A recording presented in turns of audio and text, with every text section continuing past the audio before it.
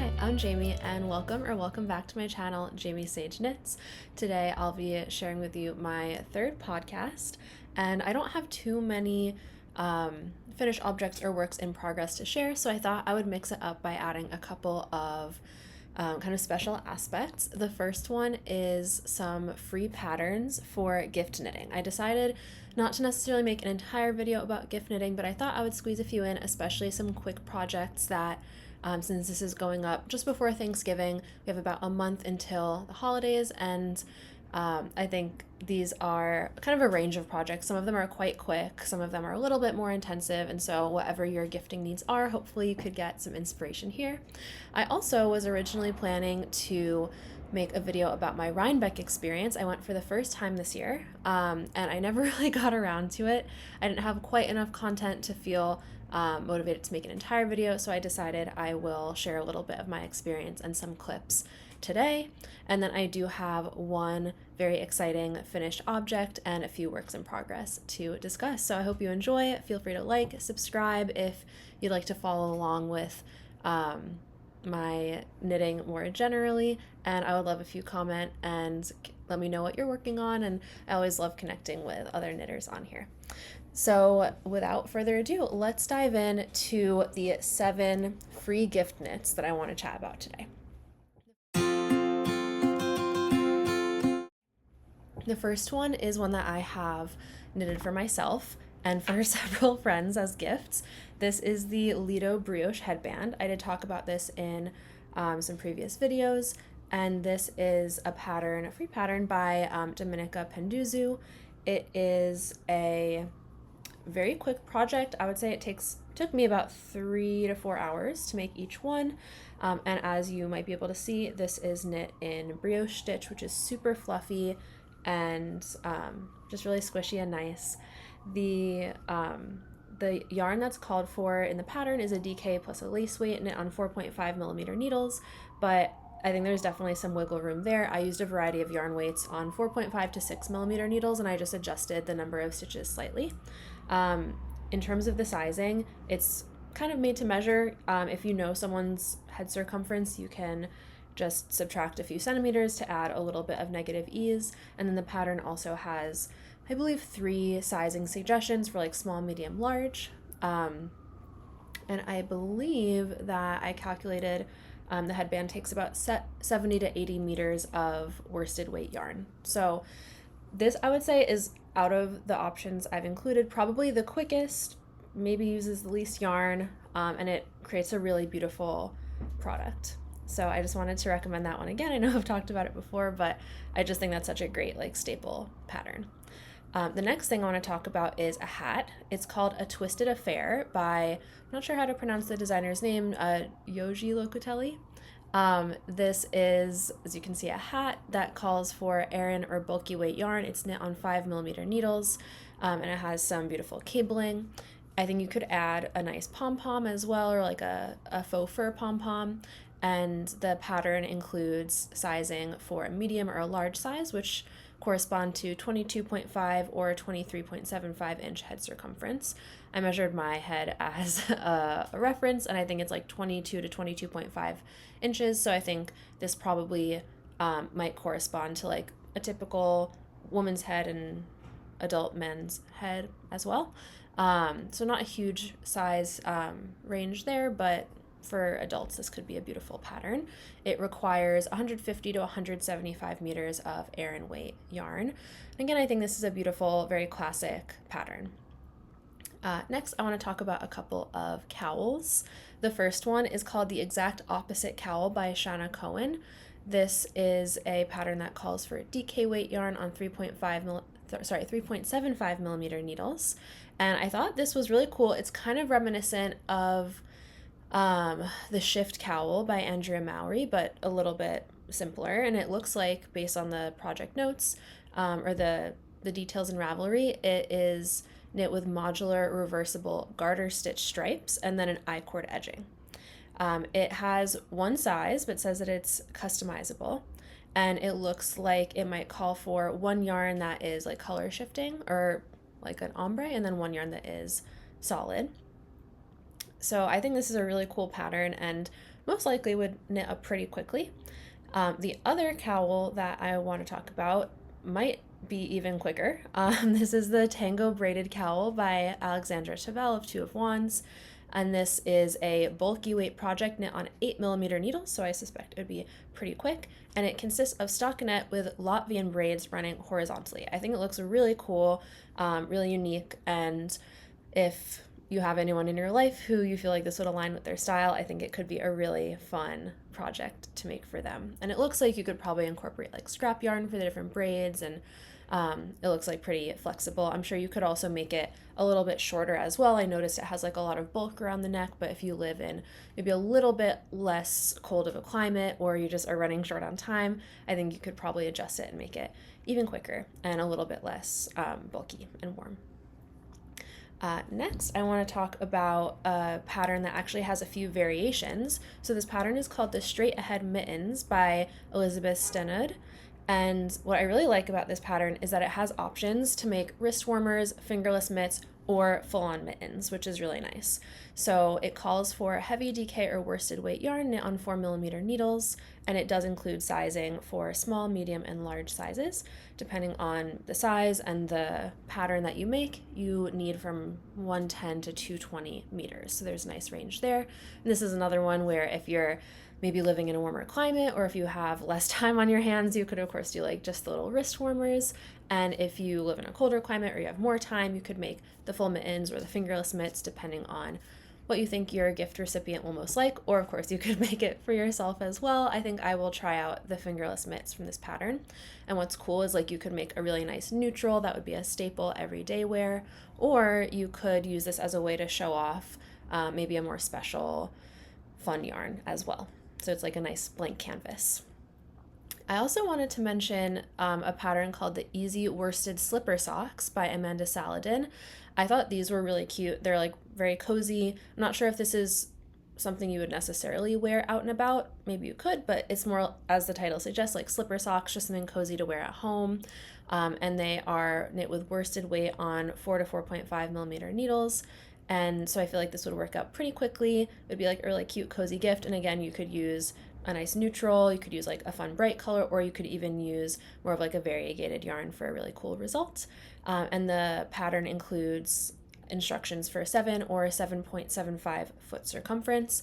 And I think often with socks, there's this idea that if you want to make it a little smaller, a little bigger as well, you could just use like a different gauge. But that's a bit of a gamble, but that's something to keep in mind too, since there's only those two sizes in the instructions. And then the last free pattern I want to talk about is the Kickoff Socks by Kat Kraus. These are fingering weight socks knit on, I think 2 to 3mm needles for different parts. I imagine like different segments of the socks are knit on a tighter gauge versus a little bit looser. So this is one that would probably be a bit more of a time commitment, and it has this beautiful zigzag color work that I think is super cool. It also has very inclusive sizing. It has 8 sizes ranging from a kid's size 1 to a women's size 15 or a men's size 13. And it calls for 6 colors with this zigzag colorwork pattern that's inspired by a German soccer jersey. Super beautiful. But of course you could replace some of the colors. You could use fewer colors and like have bigger blocks or have repeating stripes. So there's a lot you could do to personalize this. And I just thought this was such a beautiful colorwork motif, and awesome that it's free, as all of these patterns. So that was a quick little rundown of those. Definitely let me know in the comments if you have made any of these or if you plan to make any of them as a gift or for yourself. Hopefully it's helpful going into this holiday season. I know many of us love to make knitted items for our friends and family, and it's just nice to have some free patterns that you can, rely on for that purpose.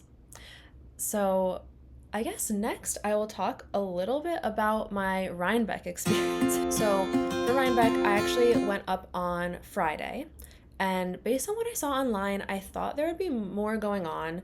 I hadn't looked into it too much, and so I didn't realize that there are some events elsewhere, not at the main festival fairgrounds. So I wound up going to the main festival fairgrounds. You didn't have to pay to enter that day. And I kind of just walked around. I met some really nice people. I met, I think 6 different people that I chatted with and walked around together and some of them we connected on social media. So that was actually really fun. I enjoyed getting up there, getting to knit a little bit, bonding with some people. And then Friday night, my friends arrived and we met up, regrouped. Saturday, we went to the festival for the morning, and it was very, very crowded. Other people have talked about this as well. There's like thousands, probably like 10 to 20,000 people in this fairground. It is like a pretty sprawling fairground, so it's not as if it was jam-packed, but I'm not someone who is hugely like sensitive to crowds, so I felt fine, but a couple of my friends did feel a bit overwhelmed, and I've heard from some other people that they found it a bit overwhelming. So we did go back on Sunday, and it was more relaxed. So if you are someone who doesn't love crowds, I think going on Sunday is a great idea. I would say most stalls did still have stock of most items on Sunday. However, some things were sold out, especially by the end of the day on Sunday. So if you are going to go on Sunday, I would recommend kind of going in with a plan, looking at some of the stalls beforehand in the program and seeing what you're interested in. But for us, we weren't really going with the intention of like buying anything in particular or even like going to any particular events. We kind of just went for the vibes. We looked at the program once we arrived and chose a few things that we were interested in. So a couple of highlights were seeing the Angora rabbit live spinning demonstration. That was really cool. And we also got to see a breeder of Angora rabbits. And I had the chance to talk to her for a while, and it seems, I mean, I haven't looked into it too deeply, but it seems like she has pretty ethical breeding practices and takes really good care of the rabbits. So it was super fun to get to see them. And I also really enjoyed the alpaca and llama parade. We enjoyed seeing the sheep breed exhibition. So there was this big kind of barn where there were different pens with maybe like 20 different breeds of sheep. That was a highlight as well. I love these ones that look kind of like chocolate teddy bears. Like they were so fluffy and had just like this beautiful, really charming, like medium brown color and this very dense, like fuzzy wool. It was amazing. We saw cashmere goats and llamas and alpacas, and we got to pet everything. So it was just really amazing. I think the animals were a highlight because like you can go to a yarn store, at least for me in New York, like I can go to a yarn store any day that I want, not that I do, but I could. And it's not every day that you get to see the animals that the fiber comes from and learn about them and just learn about like every step in the process. So that was really amazing.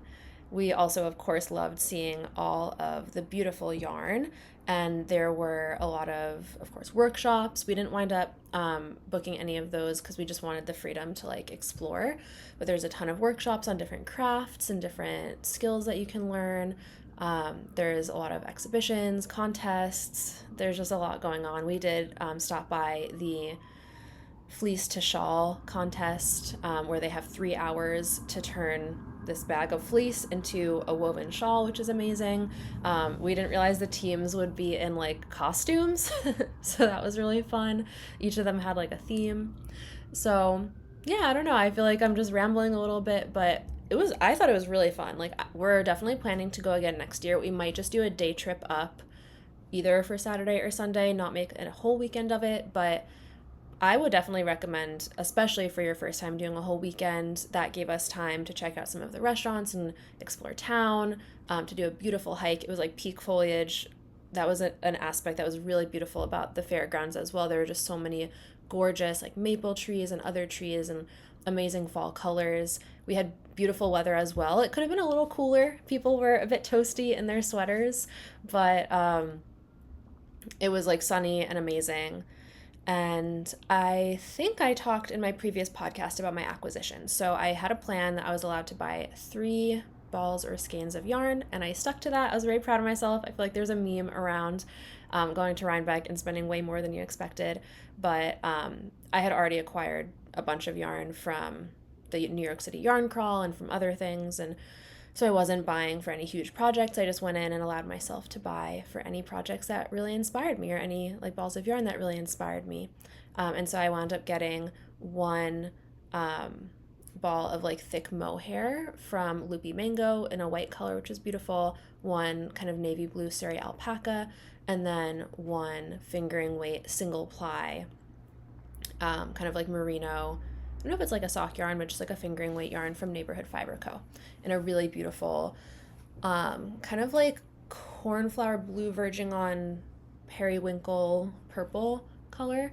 Um, so yeah, I think I'll put in a photo of the 3 balls that I got, and I love them, and I'm proud of myself for sticking to my plan there.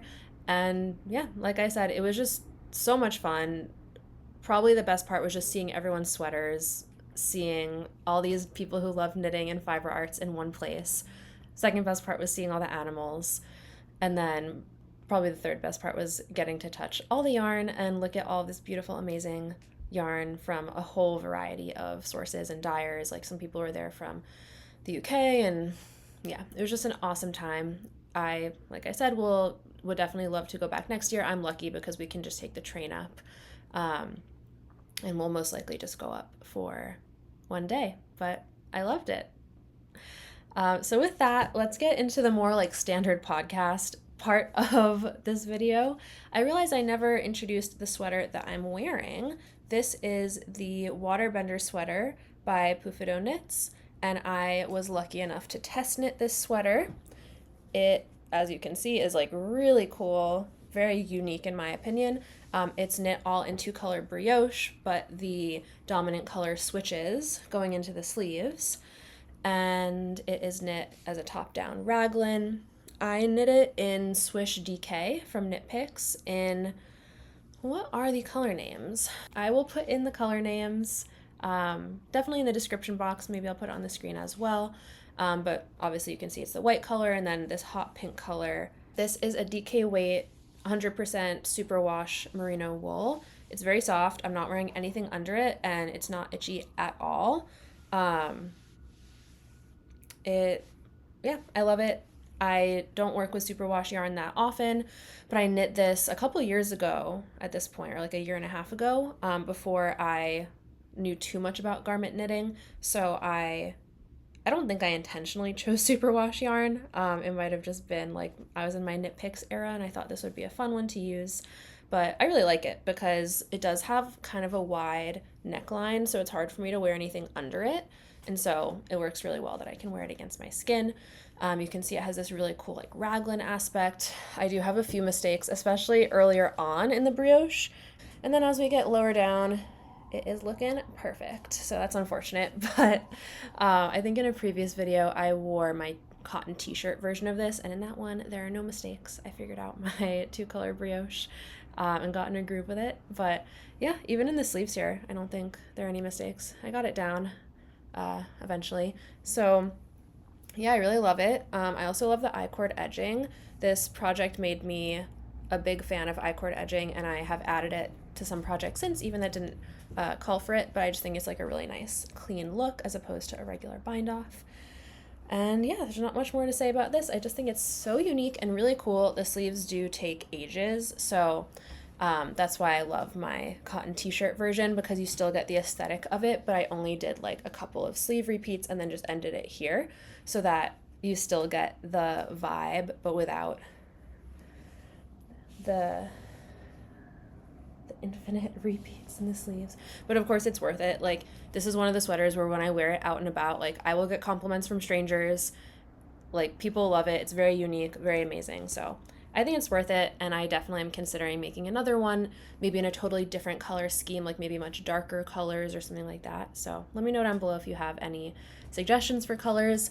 I haven't seen a ton of projects of this on Ravelry. I think last time I looked, which was a while ago, there were like 20 projects or less. So I think this pattern definitely deserves more love. It's so amazing. And the designer in general, I'm a big fan of their work. They make really cool, like textured and really interesting patterns. So I would recommend checking them out. Now let's get into my more recent projects. The first thing is, you might be excited to see, if you've been following along, my Bibi sweater is done. Woohoo! I'm so excited. When I look at it, I'm like, oh my gosh, I can't believe I made this stitch by stitch. Like, it looks, not to toot my own horn, but I think it looks pretty freaking good. Am I on the right side for this guy? I am not. I'm showing you the back. All right, here's the front. So I have not blocked this yet, and this week I've been filming a fun video that will be coming out after this one, which is a week in my life as a knitter, where I kind of take you along on, day to day, how am I dividing my time between my different whips, and like what am I doing and how's it going. So that's been pretty fun to film. And in that I had a little chat about how I'm not sure about blocking this, because I just blocked, I'm looking over here where it's over there in the room.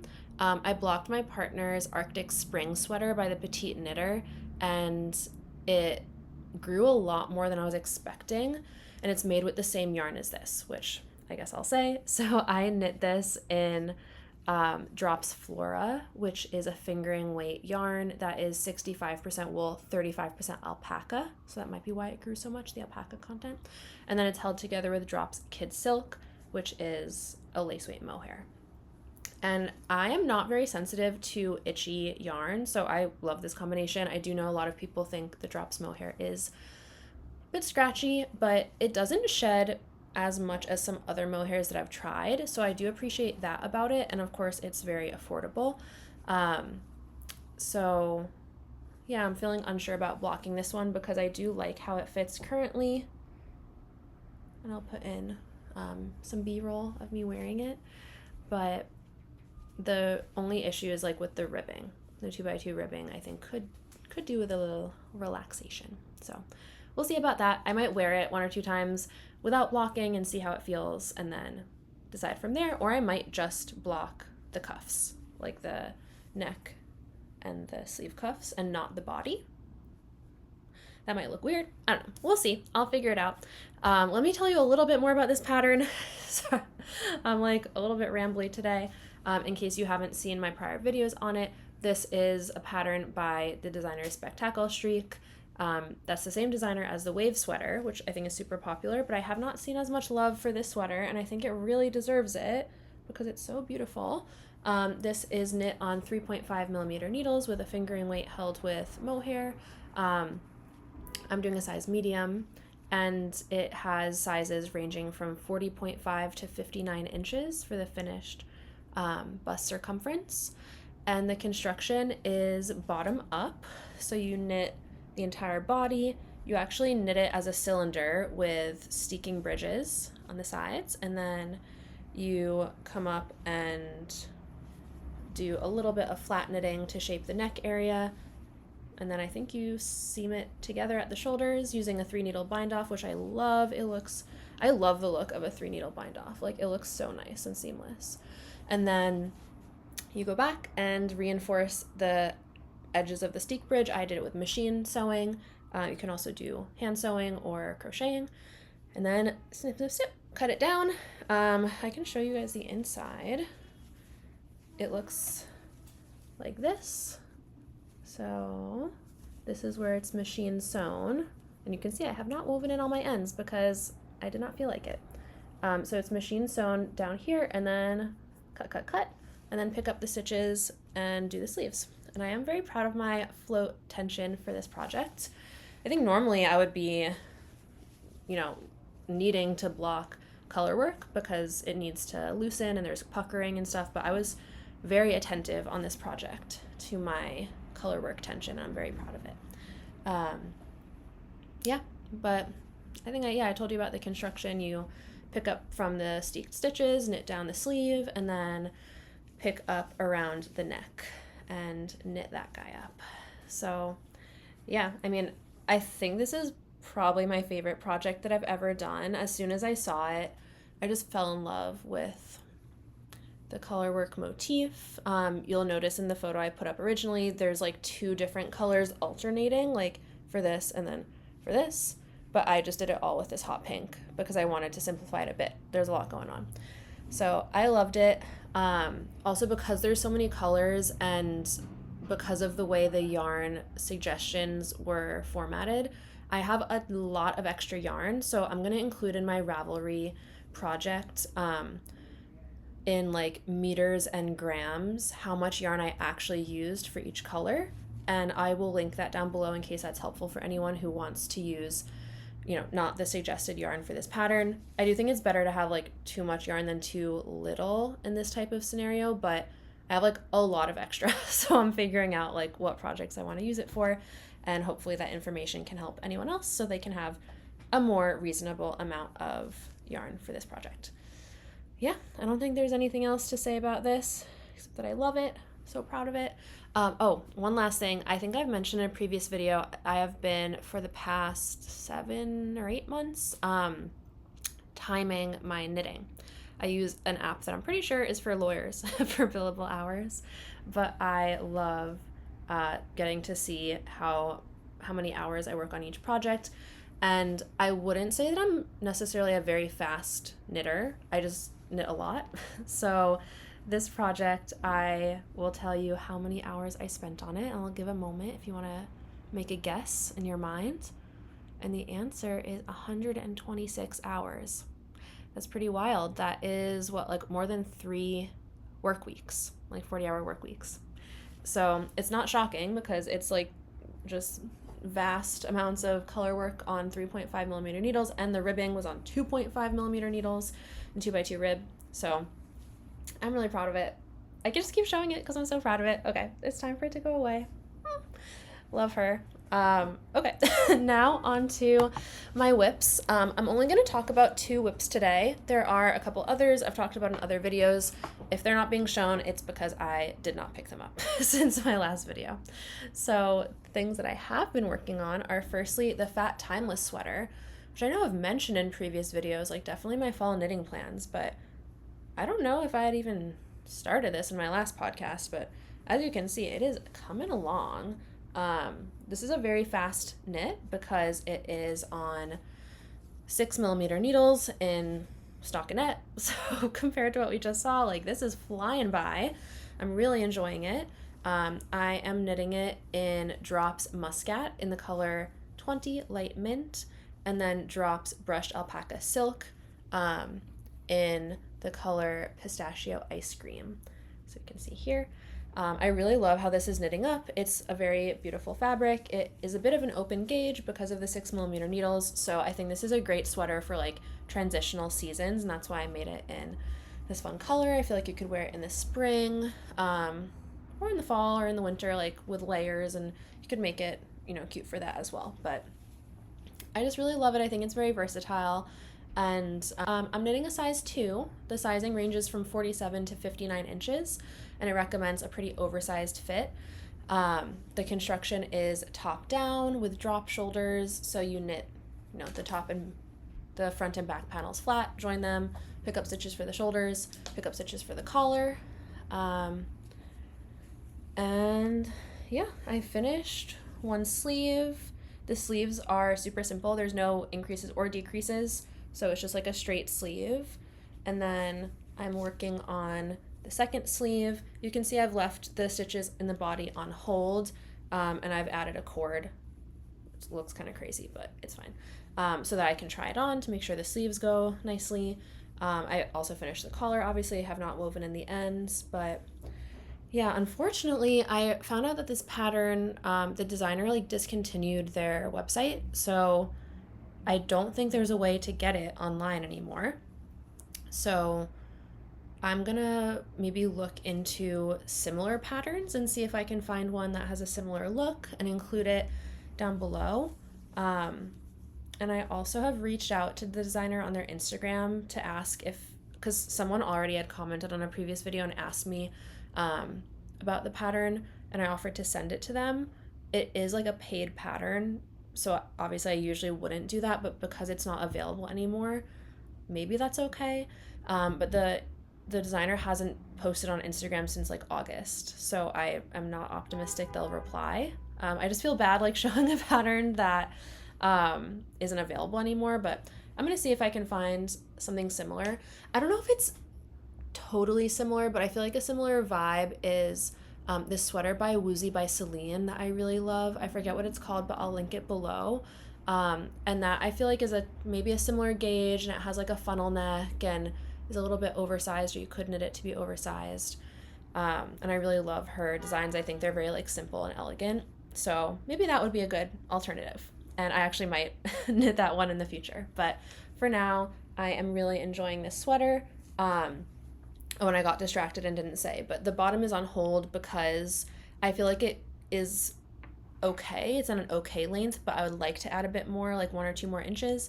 So I'm just gonna see how much yarn I have left over after the second sleeve, and then I'll either just bind off there, or I think it's seeming feasible that I'll have enough yarn to do a little bit longer so that it's cropped but not too cropped.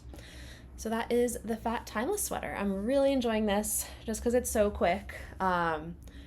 It feels so good to knit up something that grows really quickly after such a detailed project like the Bibi sweater, even though I really loved that one as well. And then the other work in progress that I have is in this cute loopy mango tote they gave me for free as a gift with purchase at Rhinebeck. And then I'm knitting my Musselburgh hat, which I had mentioned in my fall knitting plans. I had been interested in knitting this pattern, and I also am interested in knitting the Oslo hat by Petite Knit. So if you have knit that, or if you've knit both, definitely comment down below and let me know your thoughts, like how they compare and contrast. But I thought the pattern for this was really well written, really clear. I've done like the increases, and now I'm in the main portion of the hat, and I just think this is such a fun yarn. It is the butternut sock yarn from Northwood Fiber Co. or Northwood Fibers, and I got it at a yarn store in person in New York during the New York City yarn crawl. So I don't think this colorway is available on their website. The colorway is called Reef Life, and it does really remind me of a coral reef with this like turquoise color. And even in the turquoise color, there's some variegation. Like you can see there's kind of like lighter white aspects that remind me of like the waves, or like when you're snorkeling, how like some parts of the water are like lighter because of the sun. So I just think it's really beautiful, and there's like these really beautiful fun flecks of all colors of the rainbow. So I'm having a great time knitting this up. I would estimate I am maybe more than halfway. I'm just knitting on it like on the subway or kind of out and about, and it's a really easy project to transport, so I'm loving it for that. In case you aren't familiar with, I keep doing this, I'm like in a rambly mood today. So this is the Musselburgh hat by Isolde Teague, and I feel like it's a really well-known pattern. There's like tens of thousands of projects on Ravelry, but what's really cool about it is that it's gaugeless, so you can use heavy lace weight to DK weight yarn, and then after knitting, you know, a little bit of the increases, you take a gauge, like a gauge swatch or a gauge measurement, and then there's a chart in the pattern that then tells you, you know, how many increases to do, like what number of stitches you need for the circumference, the length, all these things. So I have a 7 stitch per inch gauge, and that is like sideways, and so I've been following the instructions for that, and it's very exciting. They have sizing for baby to adult XL, so a very wide range of sizes, and of course there's also a wide range of yarns that you can use. So I think this is a really awesome pattern. It's kind of advertised as a great way to use up a single skein, which I really agree with, and so I think it's a really fun way to use the skein of sock yarn because I'm not a huge sock knitter, but I just thought it was so beautiful and I wanted to buy it.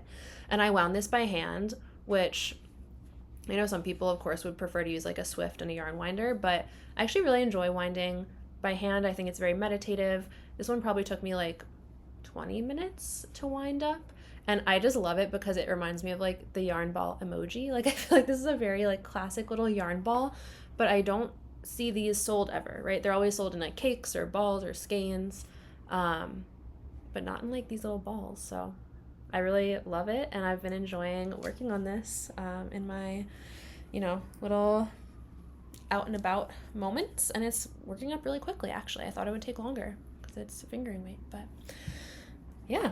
That is my second whip that is active, and then hopefully next time I'll be able to share a couple of whips that I've brought back into the active realm, and maybe my Fat Timeless sweater will be done. I think it will be.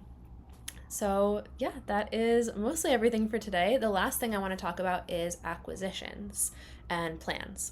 So my first acquisition is also inspired by Woozy by Celine. I've been really loving her videos, and she had shown like this little pill box that she uses for her notions, and she like takes it out and about. So I ordered one, and it was really small. It was like, she linked it, and it was a smaller size, which is very convenient, but I feel like the compartments didn't fit some of the things that I would want to bring with me. So I ordered the larger size, which is still not huge, but I'm not sure about bringing it out and about. I might have like this one for my home organization of my notions, and then the other one, which is like maybe like this big, like half the size, for my travel kit. And I don't need that to fit everything, but let me show you what is inside. It's very like jangly, so that's the worst part, but obviously I put my little stitch markers over here. I put my needle stoppers, I put board to put it on hold, my cable needles, my embroidery or tapestry needles for like weaving in ends and doing sewn bind offs, and then little stitch counter. So I think this is so cute. I'm really enjoying using it. It's much better than like the bag I had before, because then I had to like rustle around and everything was like jumbled together. So I really love this for that reason. I've been using it a lot in the past couple of days, and I think I'm gonna make the smaller version into like a travel version. I can just throw into my bag, and that will just have like a couple tapestry needles. I want to get like a really small pair of snips to fit in there, because that is one thing that actually I think is important when you're out and about. And I'll put like one pair of needle stoppers, a few stitch markers, stuff like that. But yeah, that was one fun acquisition. I think this was like $12, something along those lines, and I think the small one was like $7. So it's like a tiny bit of an investment, but I feel like that's pretty reasonable, and it's very convenient, and it makes me happy. I also have 2 yarn acquisitions to talk about. The first one is here. It's a big one. And so this is from Knit Picks. This is the Wool of the Andes worsted in the color Haze Heather. And I bought this for the Ingrid sweater by Petite Knit. I was talking before about Rhinebeck and how my friends and I are planning to go back next year. And we saw some groups of people that had matching sweaters. We also saw there were like some knit-alongs, like the mosaic, no, what is it called? It was something by Andrea Mowry. It was a really cool colorwork sweater, and like so many people were wearing it, and we thought that was really fun. But we decided to do our own little knit along in our friend group, and we decided to do the Ingrid sweater by Petite Knit. So that calls for a light worsted weight or maybe a heavy DK yarn. I decided not to hold it with mohair because I've been doing a lot of projects that are held with mohair, and I just wanted something without the halo. This yarn in particular is 100% Peruvian Highland wool. It has 100 meters per 50 grams, and I bought 14 skeins. I think the calculation said I would only need 12, but the last time, or a current Petite Knit pattern that I'm working on, the caramel sweater, the yarn was an underestimate for at least my project. So I decided to get a couple extra just so I'm not in that situation again where I had to order more yarn, and now I have to do helical knitting and all this stuff. So I got this thing of 10 balls, and then they gave me a few extras, so I just have one here that I can show. So I just love this color. If I look, maybe you can see up close, it has like this beautiful heathering with some, lighter, more like white, pink, blue, but it overall is like this beautiful, like cool toned lavender. So I think that's really pretty, and I think it will look beautiful for that textured sweater. I'm very excited, but I'm not gonna make that for a little while, but I just wanted to show the yarn, and I did go ahead and kind of pull the trigger on it because they were having a 25% off sale, so I was able to get it for I think like $3 per skein. So yeah, I'm really excited for that, but I probably won't cast that on for a while. The other acquisition I got, I will be casting on hopefully this week. This is from Wool Warehouse. So it came in this kind of cute like organza type bag. And this is Drops Lima in the colors navy blue, which is the number 9016. This beautiful rich navy. And then white, which is the number 1101, which is this nice stark white. And so as you might guess, this is for a colorwork sweater, and it's actually for a test knit that I'll be doing, which is the Arundel Pullover by Ellis Knitwear. So this is a all-over colorwork sweater that calls for a DK weight yarn knit on 4mm needles. This is the suggested yarn, so since it's a test knit, I went ahead and just purchased this, and I've kind of been wanting to try this yarn anyway because it's like the big brother, big sister of Drops Flora, which I really like. I would say this is actually softer than Flora, but it is the same content, 65% wool, 35% alpaca. And I feel like I'm bopping back and forth between the yarn and the sweater. Let me just say one more thing about the yarn. It is 100 meters per 50 grams. And on Wool Warehouse, it is, I think, $2.70 per skein. And they automatically gave me free shipping. I thought I'd have to pay like £5 for shipping, whatever that is in US dollars. But when I got to checkout, there's like free shipping.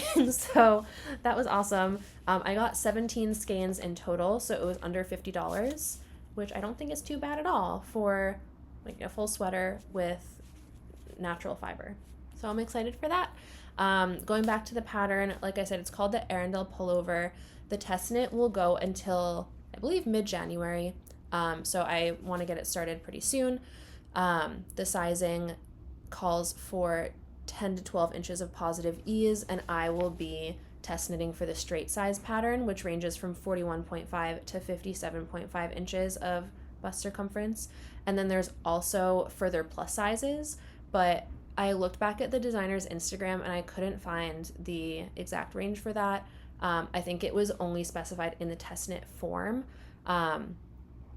but there's definitely maybe like 2 or 3 further plus sizes, at least above 57.5 inches. So I think there's really awesome size inclusivity for this pattern. And I think the color work is so beautiful. So I'm very, very excited. I saw this when I was in the midst of my Bibi sweater and I was like, yay, more color work.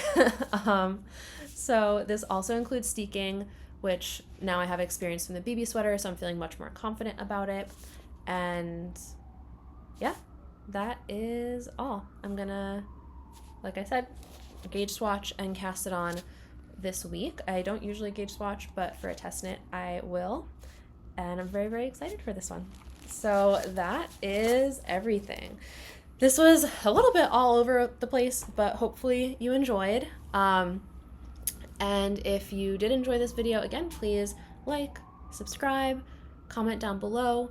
And I think I referenced I'm working on filming my week in the life of a knitter video, so keep an eye out for that if you're interested.